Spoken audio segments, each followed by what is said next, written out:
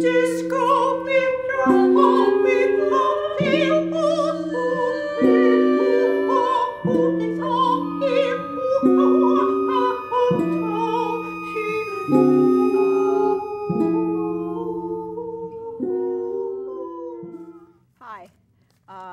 my name is Lenore Von Stein, and this is, I don't know, I got to find another way to say it, but I haven't found one. Another episode of The Facts. And I'm sitting here tonight, we're talking about drugs, the war on drugs, the civilization that we live in.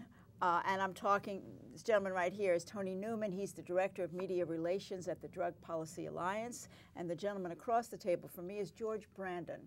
He's a professor of community health and social medicine at the Sophie Davis School, which is at City College, and that's part of the City College, City University of New York. And you know, you had said to me, you had said the thing about only good people use drugs, but everybody is, you know, so many people, not everybody, I guess, but, you know. Well, it's actually it's a campaign that was launched by some friends in the UK. It's called Nice People Take Drugs. And the thing is, the reason they did it was to kind of challenge people's stereotype. I think when most people think of a drug user, you think of you know, someone who's panhandling on the street or some, you know, some kind of bad person. But they remind us, nice people use drugs. I mean, think.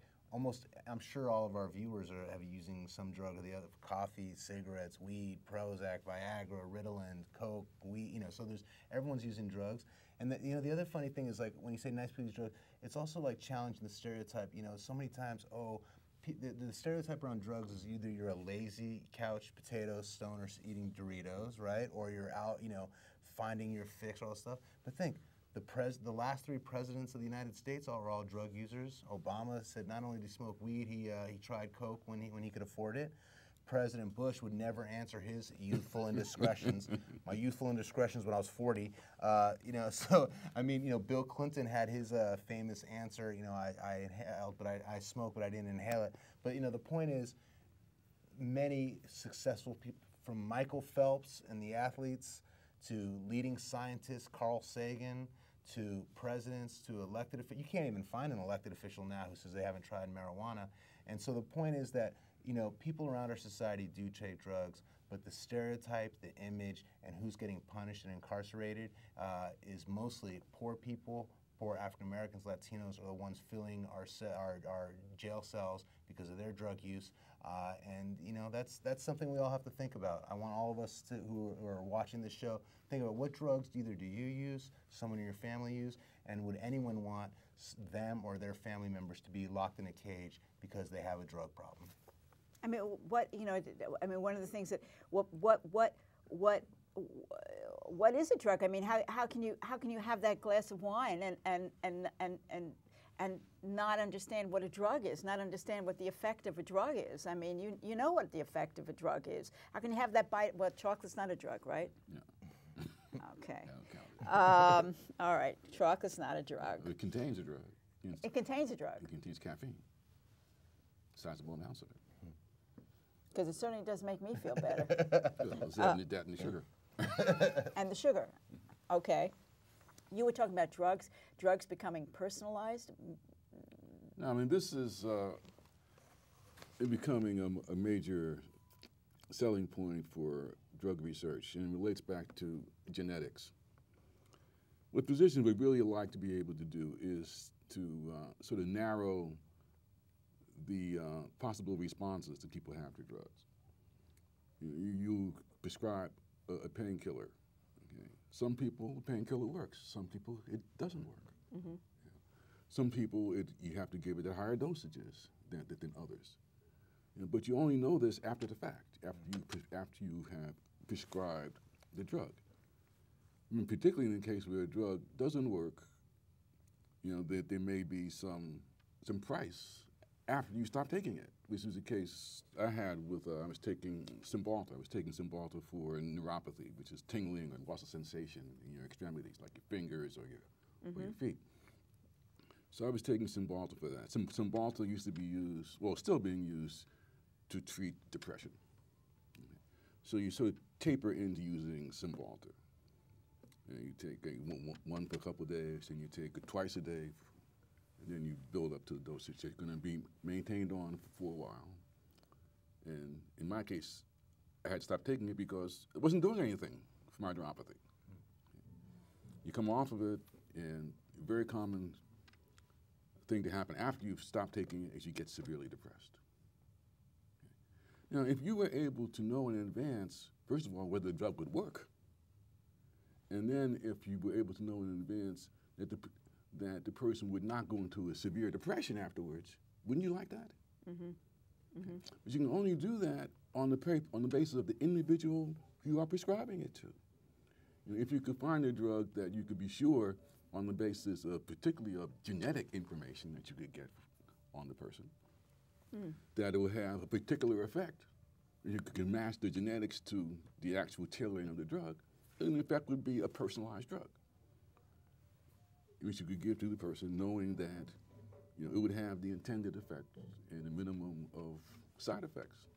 Mm-hmm. So that's a goal, you know, for drug developers and physicians. You know, it's a selling point to raise money to go in this direction. I see.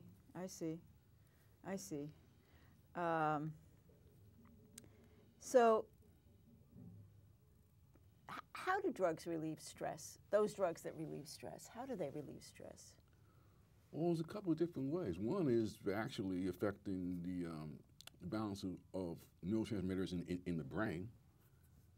You know, so that's in effect sort of it modulates them. And you can do that a couple of different ways. One is by, there are a number of neurotransmitters that go through a cycle, and then you can intervene in the cycle so that they don't get taken back again and recycled. Then you can modulate the way that the body's responding. You can do it by simply inhibiting the stress response, stress response is fairly nonspecific. Anything could provoke it.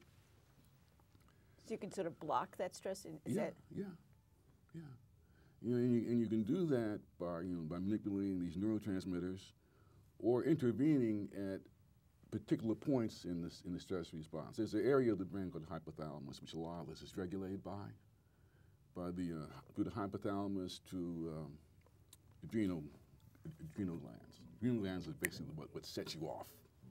You know, the adrenaline is a source of energy that activates the stress response, which is basically it's a fight or flight response.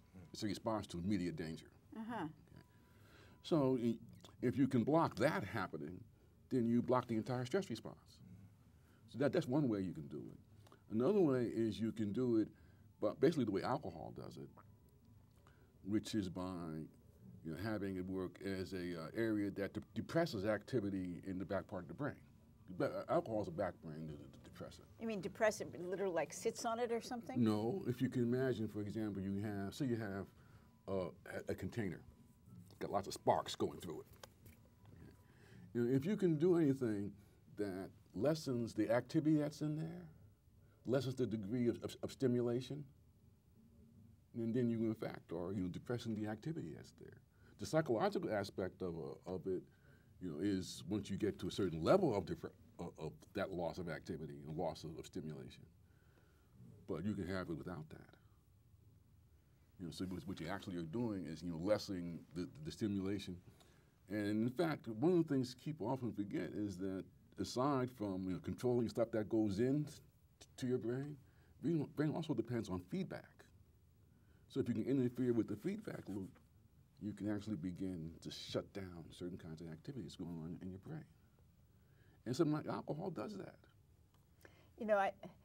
I've had this. You don't know what I'm going to tell you. I've had this idea for a long time with alcohol or weed that it's been a long time since I've used these substances, but well, at least certainly weed. I used to like to write music on it, because I thought what it did was that it limited the contradictions that I was feeling. It allowed me to focus because I actually didn't feel as much, and that was the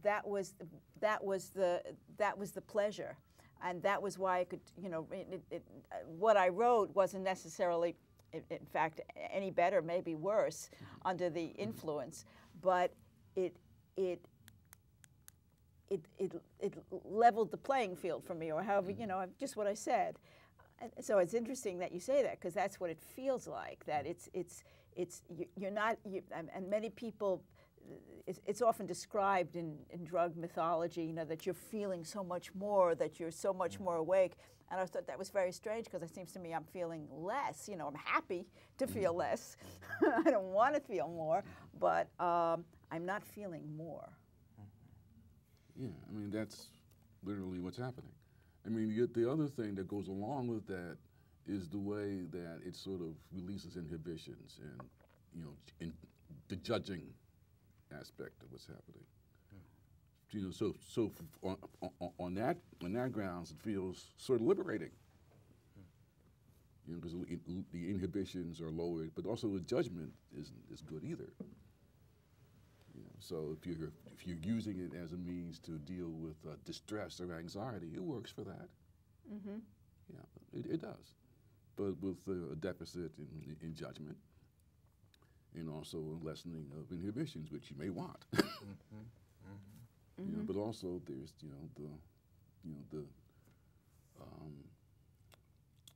the depression, very light, but it means there's less stimulation.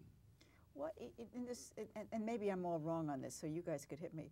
In this drug of choice thing, for instance, when I think about the rage of methamphetamines in the Midwest and in the West, as opposed to eastern cities, well, I don't know what's happening now, where certainly it's coke, which is still the same kind of thing, right? Or the difference between a heroin epidemic. Is it simply, you know, that it's more available in some places, or is there, you know, one drug that kind of makes you logy and one drug that makes you, you know, speed down the road, or is it that it's something about the situation, or that makes one a drug of choice and one not a drug of choice in the individual or in a particular environment, a particular setting? Is there any evidence? Yeah, you know, it's an interesting question. I mean, I think you know, I've been at the Drug Policy Alliance now 11 years, and you do see these kind of cycles of new drugs and new, you know, I remember when I was, a number of years ago, there was the ecstasy. Ecstasy was everywhere, and it was like, you know, it was the cover of all the magazines, and this is the new thing. And then, you know, again, none of these drugs ever go away, but, you know, there's just kind of like these cycles. And then in meth now is a huge thing, and meth is everywhere, and so, I mean, there's a few things to think about. One is the way the media talks about a lot of these things. The media can get very hyped up, and almost here's a funny example. There's this stuff like K2, you know, alternative. You say marijuana is illegal, right? So chemists and stuff figure out how to make something that has marijuana-like effects, but it's not illegal.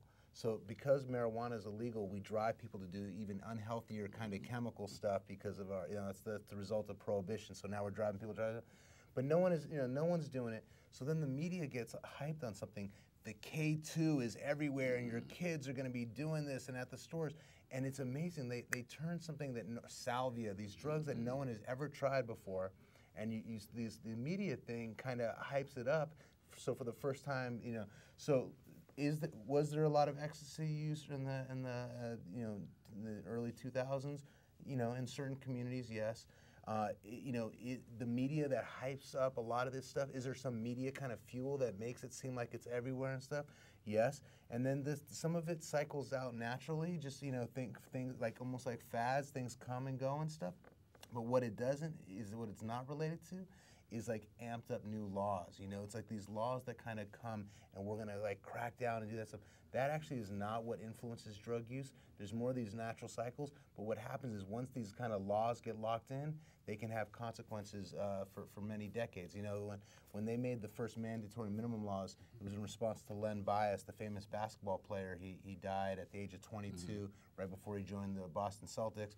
It was in the 80s. That's when everyone said, we're going to make these laws, these crack cocaine laws, 5 grams of crack, we're going to give you automatic. He died of overdose of crack. The irony is it was actually cocaine and alcohol, but the way it all came out was this was like the crack epidemic.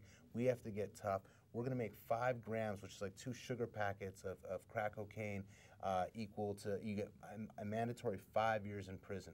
So even though cocaine and crack cocaine are a similar drug, we had these laws because of this, the hype and the media and the crack babies and all this stuff. And then it took 30 years. We finally changed.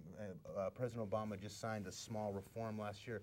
So like what happens is the media can hype up things. The politicians, we have to take care of this and ecstasy, and we have to go after the meth, and we have to go and then as things change and we learn more information, it turns out all this stuff about the crack babies. You know what it turns out? That was a media myth. If someone either drinks, a mother who drinks alcohol or even who just lives in poverty, sometimes you can't even tell the difference between that baby and a crack baby thing. But the media thing was so strong. And yes, so strong. And you can look this up. But the media hysteria gets so strong that we pass these laws that it takes 30 years to undo. So, you know, again, I'm not saying that there's not harms from methamphetamine. I'm not saying, you know, we want anyone to go do crack. But you know, the unscientific you know, explanations that and hysteria that can get whipped up in the media can lead to elected officials making these laws that take decades to undo. And there's another aspect to the whole drug of choice question, and there's a couple of assumptions, you know, simply built into the question. Yeah. One is that there's a choice. You know, and sometimes when you see sort of a sort of a switch that occurs, it's because something that people are usually taking are no longer available, and the people that they get it from got something else to sell now. I see. You know, that happens. You know, you have that kind of situation. Then, of course, there are people who, you know, who actually do have a choice, and they prefer some drugs over others. You know, it's sort of an aesthetic and experiential thing for them. And depending on what their preference is, they may have to go through a lot to get that. And go through a lot to get that, particularly if it's something that's not readily available.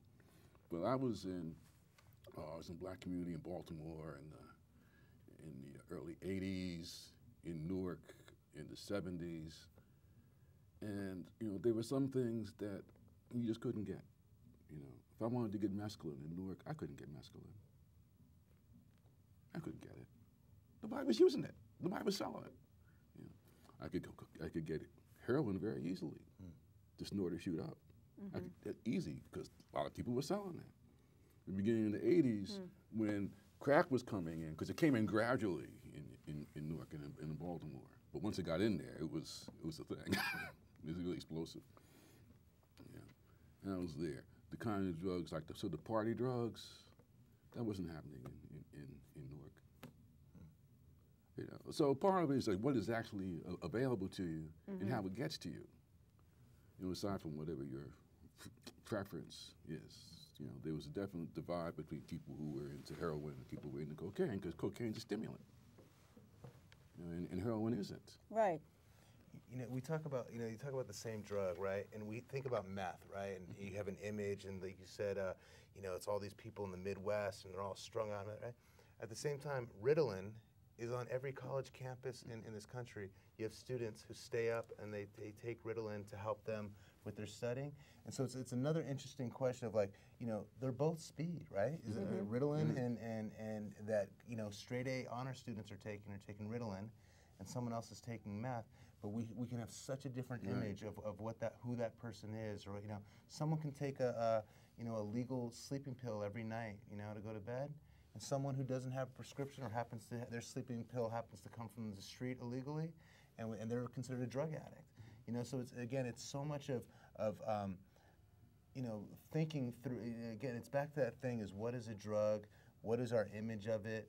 You know, can people have different relationships to these drugs? People can use it in a healthy way. It's considered a healthy, you know, like you said, you were saying earlier about pain, right? That's a sister drug to heroin, right? The OxyContin is a sister, right? Someone taking that. It's opiate. And here's another. Illegally addicted. And here's an interesting thing. Now more people are dying from these prescription pills, right, than overdose than from heroin, right? So we know how dangerous they are. But another thing is that because doctors now, there's been a lot of hysteria about doctors and giving out pills and all that kind of stuff. So now a lot of doctors are afraid to give OxyContin or pain medication because they're afraid they're going to get busted. You know, so there's all these different effects. Not only is it a serious drug, can people abuse it? Can people die? Yes. Is it also a valuable drug for people in pain, and can it be very helpful for people? Yes. Are people under-prescribing it, some doctors, because they're afraid of the consequences, all this stuff? Yeah. So all these things, it's very, very complicated. And I think what happens in our society, though, is we say these simple, just say no, mandatory minimum laws, 3 strikes, you're out. We set up these rigid things that don't take in the complexity of the joy, the pain, the benefits, the harms.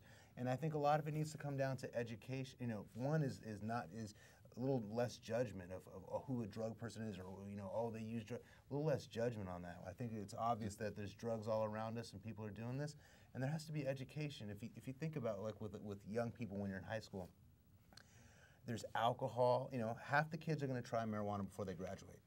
25 years after Nancy Reagan, just say no, right? 25%, I mean, 50% are going to try marijuana before they graduate. 75% are going to try alcohol. You know how we educate kids about drug use? We tell them to just say no. That doesn't, right? So I mean, if we're talking about education, we need to tell kids, hey, you know what? Make sure you don't drink and drive. You know, you don't. Maybe we don't want you to drink, but definitely don't get behind the wheel of a car. So we need to, you know, about marijuana. You know, don't make sure you don't. You know, I mean, there's ways to educate people. You know, the other thing is when we tell people just say no, and we make up lies like, oh, if you smoke marijuana, you become a heroin addict. It's all a gateway thing.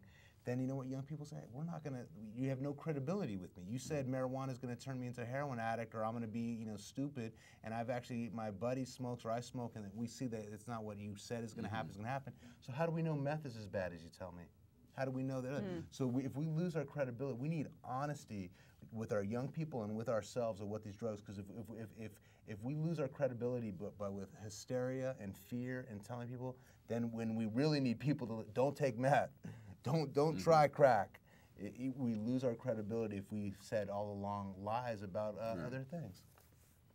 It seems like it'd be a dramatic political change. I mean, the drugs, the war on drugs, the whole discussion about drugs has been used to lay out, you know, the what's what, and this is this and this is that about the whole society. I mean, this is one of the. I mean, these coats of ignorance that we can't, that so many things that we can't talk about that are involved with drugs. It's like you can't talk about sex to those kids, and that population of kids is going to get pregnant much faster than, you know, going to get STDs much faster than the other kids who are hip. You know, we're in the last 4 minutes of our discussion. So solutions to, and you know, I mean, something very straightforward like the crack versus cocaine, the amount of time that's given, the population that's being targeted. I mean, this, you know, all these advertising people are taking cocaine, and it's okay, it's kind of whatever, but it's terrible when these other, you know, so it. I guess what I'm saying is that it really could help move this, you know, identifying the class structure, talking about the class structure, and maybe moving it, you know, but certainly moving the conversation into a more serious place, into a more truthful place, to open the door to discussions about drugs and. To really open the door to discussions about drugs, which seems that the door is going to be forced open anyway, right? You know, one thing about the solutions I want to say, you know, there's a lot happening overseas that Americans don't even know about. Portugal is a country that 9 years ago decriminalized all drugs. You cannot get arrested. If you have less than 10 days worth of use of heroin, cocaine, anything, you will not go to jail. Americans don't even know about this, but you know what happened since they decriminalized it? Reduction in HIV, reduction in overdose deaths, less incarceration. I mean, there's been all these benefits that have happened because they treat it as a health issue. When someone gets busted, they sit down, they see what's going on with them, but they take away the incarceration, they take away this kind of fear and some of the stigma. A lot of countries right now are doing this thing called safe injection sites, right? If people are injecting anywhere, instead of doing it in an alley or a street corner, do it in front of a doctor in a clean place where they can get their thing and they don't overdose, they're not using a dirty needle. There are creative ways that things that countries are doing that are and I think when you talk about solutions, we need this to be a health issue. We need to remove the guns, the tanks, and the bars, and we need the doctors and the hospitals, and we need this to be a health issue. But the last thing I'll say before I turn it over to both of you is that, you know, we need people to, the war on drugs is not going to end itself. There's powerful interest in this, and we need people who realize this is crazy. The $40 billion a year we're spending on the war on drugs and locking up people, we need people to get involved. They should go to drugpolicy.org, where I work at the Drug Policy Alliance. We need, the only thing that's going to end this war is it's going to be a movement of people. And if the people lead, the leaders will follow, but it's not going to happen on its own. So, listen, we're in the last 2 minutes. We've got maybe 90 seconds, 90 little itsy fritzy seconds to go. And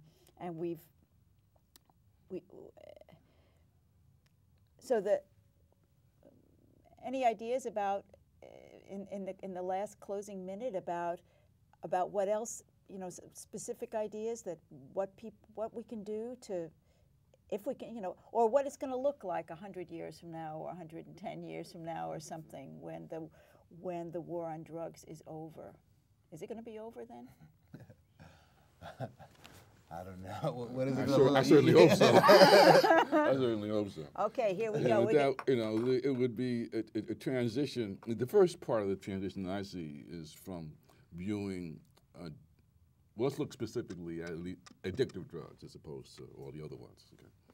The most serious thing there would be to stop viewing drug addiction as a state of criminality, and to view it instead as a medical problem, you know, which is treatable, but which also has a variety of components to it. You know, so you just go back to why some people are using drugs that addict them in the first place. You know, so there's a psychological aspect to this, and also a social one, because of the way that people's social position, what race they are, who the ancestors were, what they look like, how those things impact on them to the point where they would have access to and then actually go out and purchase drugs that addict them. We've got 9 seconds. I want to thank both of you for joining us on The Facts tonight. Thank you, Tony. Thank you, George. It's been a real pleasure. Good night.